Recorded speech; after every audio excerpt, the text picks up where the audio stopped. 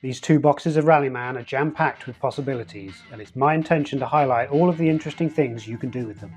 This is Shakedown.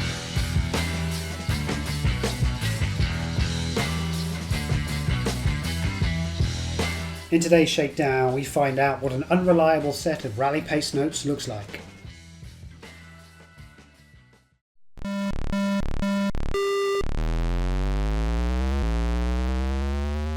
Is there anything scarier in rallying than not knowing what you're driving into in excess of 100 miles an hour? This is Lombard RAC Rally for MS-DOS. It's as old as I am and it shows, but it allows you to experience the rally in the same way that actual rally drivers had to experience it, without any pace notes. You heard that right. Until 1990, the RAC Rally didn't allow crews to do any pre-event recce, instead giving them a map of the stage ahead and letting them get on with it. Don't believe me? Check out Ari Vartnen around stage 4 of the rally in 1983 and just listen to what Terry Harriman is calling. Easy right maybe, but it looks a bit steeper than that.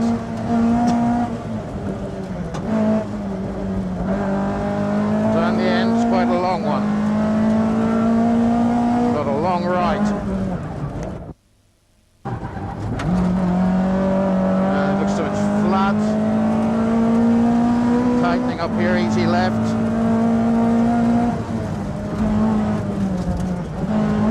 Flat left according to this. Flat left according to this. Does that inspire confidence? I tell you what it does inspire, a variant Rallyman rule. The next stage of the Lombard RAC Rally of 1983 was a repeat of stage 1 through the Longleat Safari Park, which I'm fairly certain a much smaller version of me has been to, but there would have been a lot more animals and a lot less rallying when I was there.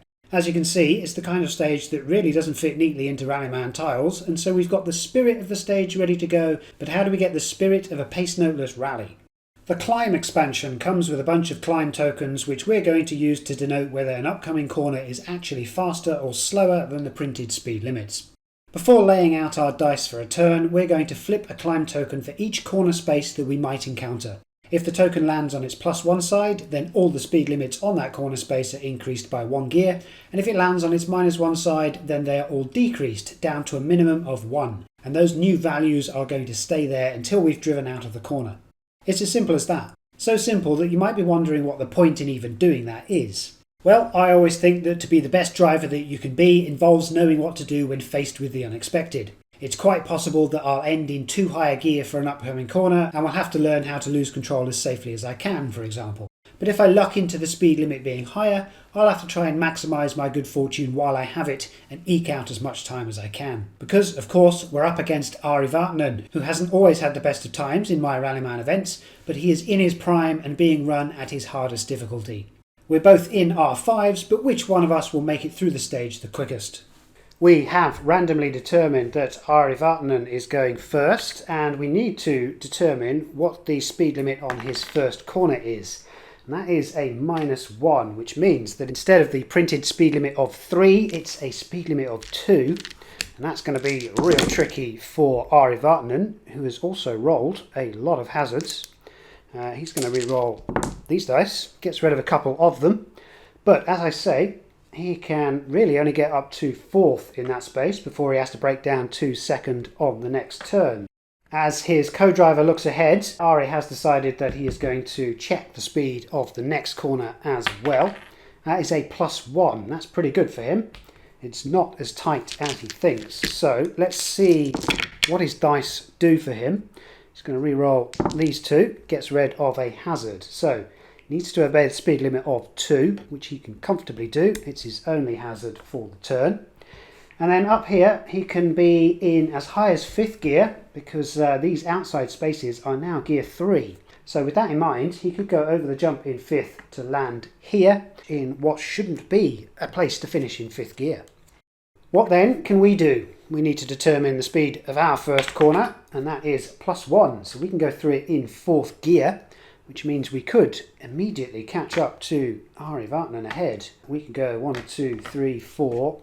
coast to coast, and then 5th gear before the jump like that if we are feeling brave. Do we want to go flat out on that then, or do we want to hang back and save that for a future turn? I'm going to do something that I've never done. and that's show constraint. We are good all the way up to 4th gear, so I could have gone flat out. Look at that, it's a perfect set of dice. Just the one hazard on 5th gear as we finish a couple of spaces behind Ari Vatanen.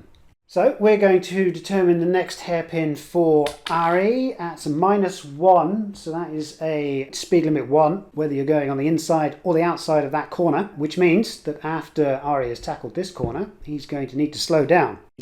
He needs to break down to 3rd gear around the outside, which he can do thanks to his pace notes. Just the one hazard so far. He can go into 4th there if he wants to keep his time up, and then break down to 2nd on the next turn. I think that's probably the best thing that he can do. What does the corner look like for us? It is a +1 as well. We can do much the same. And I will also check for the hairpin, just in case it matters for us. And that for us is a +1. So we can go through these hairpins a lot faster than Ari thinks he can. And we are going to have to use that to our advantage. Let's work out what we can do. We can go over the jump in 5th like that. Ari is in 4th, which means we can coast around the outside like that and come alongside him in 4th gear.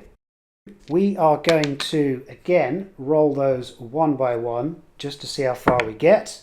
There's a hazard over the jump in 5th, and there's 2 more going down to 3rd gear at the start of that corner. Maybe our pace notes weren't as correct as we thought they were. We don't pick up any damage, so that's a consolation for us, I suppose. Now we should be maximising our turns from here on out to try to catch up with Ari.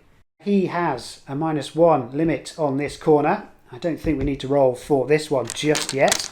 Let's see how far down the track Ari can get. He needs to break down to 2nd gear. He can drop to 1st gear on the inside. Remember that it's a minimum speed limit of 1. He can then boost up to 3rd gear like that. He can go into 4th, then into 5th. And he can go over the jump in 5th to end here if he likes. And he could put down his final hazard into this space here.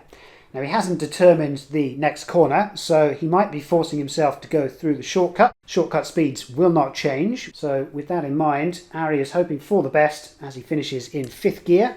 We've determined that our corners are more favourable for us, which is good because we have just spun out of one of them. So we are going to be forced to take the drift spaces around the outside of this first corner. We can go up to 2nd gear, and we can hang it around the outside in 3rd if we'd like. Is there a better way of doing that? We could boost up to 3rd gear and then drop to 2nd gear on the inside for the distance, but that's not going to be very good for our time. So I think it's probably better for us to emerge in, let's see, if we finish in 4th gear, in fact, we could finish in 5th, because of that favourable speed limit. So we could do something like that, and we are going to go flat out because at this point we need the focus. We then are going to roll just the one hazard to finish in 5th gear before this next corner. What is the speed limit on Ari's next corner? Luckily for him, it is a +1. I think we'll also determine the next hairpin as well, and that will be another +1. This stage is faster than it appears. Right then, what can Ari do with his dice? He is going to re-roll a blank coast die and doesn't pick up an extra hazard. So he has the option of going around the outside in 4th gear, and that will allow him, let's see, he can get up to 5th gear here and still be good. A 5th gear finish for Ari, who is showing us how these R5s are supposed to be driven. Let's find out if we have similar luck. We're going to determine our next hairpin as well. I don't think we'll get there just yet, but we know for certain that it is a +1. So from our 5th gear, we are going to break down to 3rd gear around the outside and coast around the rest of that hairpin. Duck into 2nd. We can boost up to 4th gear. We can finish before the jump in 5th gear like that. Let's go for it. Let's find out what happens with our luck on this occasion. Just the one hazard on a break die. We finish in 5th gear and we have got 6 seconds back for going flat out. Let's determine the next couple of corners for Ari. He's got a +1 on this fast corner. I think just to be sure, he wants to check on this hairpin as well, and that is a +1. We have got a very fast stage today as Ari slams on the brakes to get into third gear. He can finish in fifth around the outside in a nice drift. I don't think we're going to get through this hairpin, so we're just going to be worried about tackling the first one. We're going to go over the jump in fifth to put us there.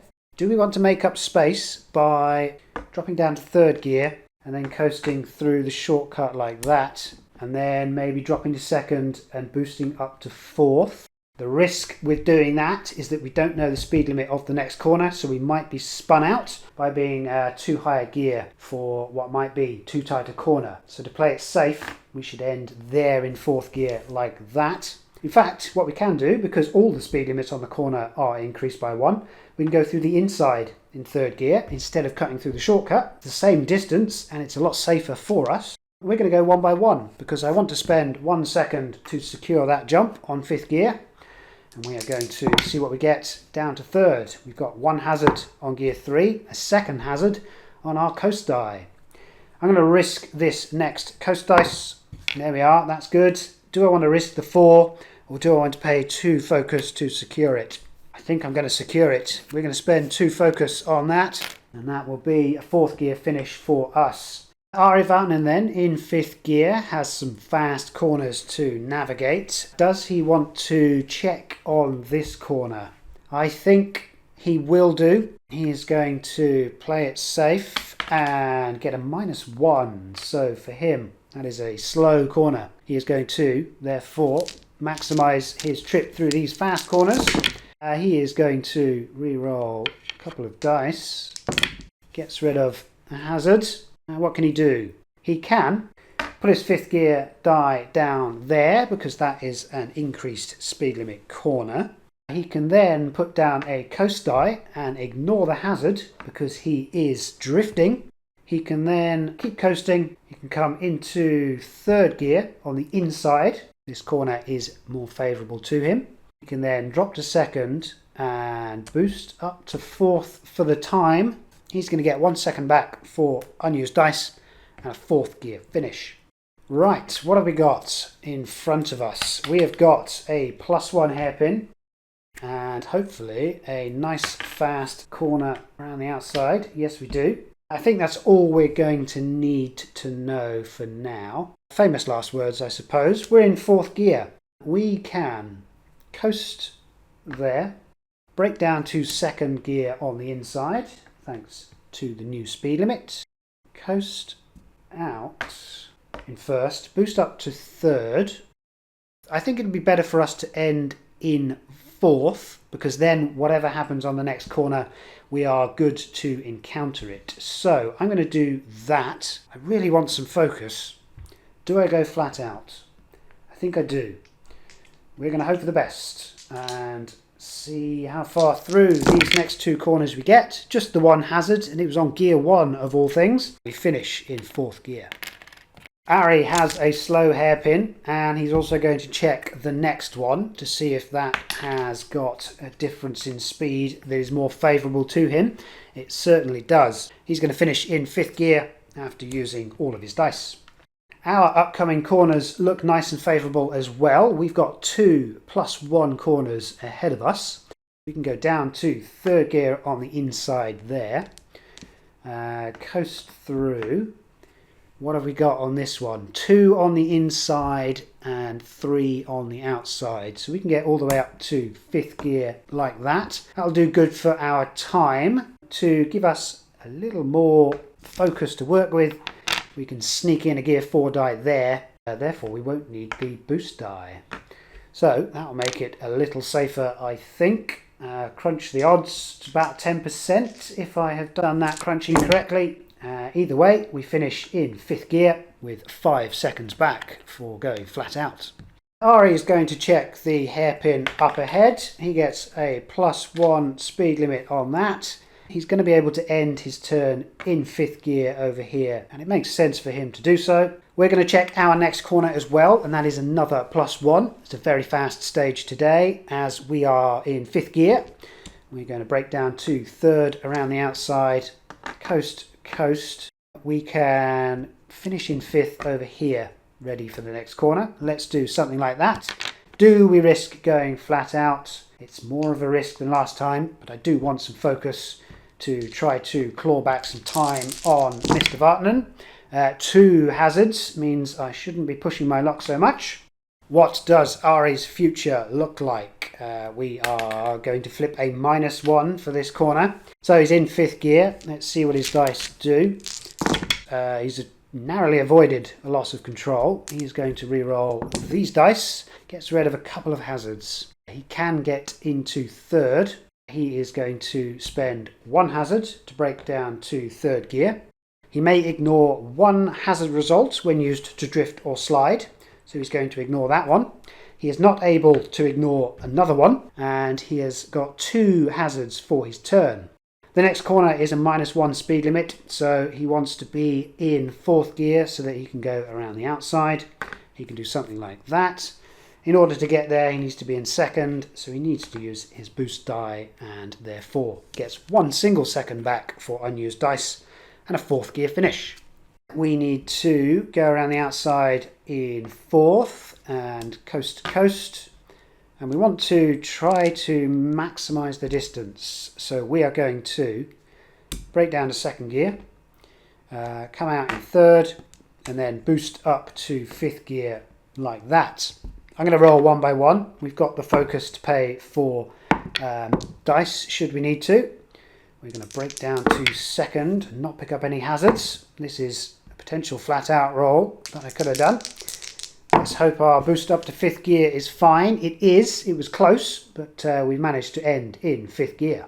These corner spaces are separate, so we're going to see what they do 1 by 1. The first one is a -1. Is the second one faster? It is not. This is the tightest set of double hairpins that Ari has ever encountered right before the finish line. So what can he do to get there in as fast a time as possible? He's going to re-roll a couple of dice, gets rid of a hazard.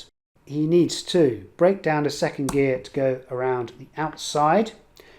He can use his drift specialist to remove a hazard from that coast die, and he can finish the corner there in 2nd. If he ends in 4th, he is going to get 3 seconds back for unused dice, and I'm sure he can wiggle through his gears on the next turn. We're going to determine the upcoming hairpin. That is a +1. And I think we are going to make sure that we know what the next one is as well. So that is a -1 for us as well. We're in 5th gear then. We want to maintain this speed. I think we're going to play it very safe and end there in 5th gear. We keep the pressure up on Ari, and hopefully he will be slowed down through these next corners. He's already determined what they are, so we can go straight into rolling his dice. Unfortunately for Ari, he has the flat-out trait. There is a loss of control if at least 3 hazards occur on gears 1, 2, 3 and 4. He's got hazards on 1, 3 and 4. He is going to be losing control at the end of this turn, and he doesn't do very well to get rid of them on his rerolls. So, what can he do? He's going to go into 3rd gear, break down to 1st gear on the inside. He would like to place down both of his coast dice, but he's unable to thanks to his hazards. So he is going to go through the shortcut. Now it's pretty much forced. He can then boost up to 4th gear and emerge there in 5th. He would like to have placed his final die down in order to cross the finish line in a ball of fire, but he is unable to do so. The NPCs cannot place down their 3rd hazard of the turn. So lucky for us, he is stuck here before the finish line where he crashes in 5th gear on a yellow tile. Luckily for Ari, he gets a Sisu. His Rallyman curse has well and truly been defeated. He's going to be able to cross the finish line on his next turn. But has he got the win? We need to break down to 3rd gear around the outside. And we need to boost up to 4th gear there like that. We are not going to go flat out as much as I want to. I want to guarantee a good finishing gear. Do I risk boosting up to 4th, or should I have paid for it? We've got just the one hazard on a coast die. We could have gone flat out. We were not to know. We finish in 4th gear. Next up then, we are going to determine these final 2 corners of our rally. We've got a +1.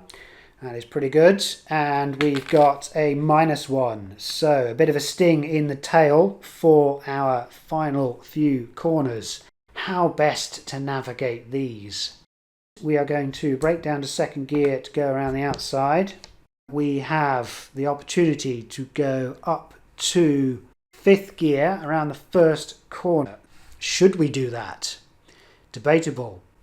Let's put ourselves here just in case we want to go through the shortcuts instead. And we're going to hope for the best as we roll flat out on these dice.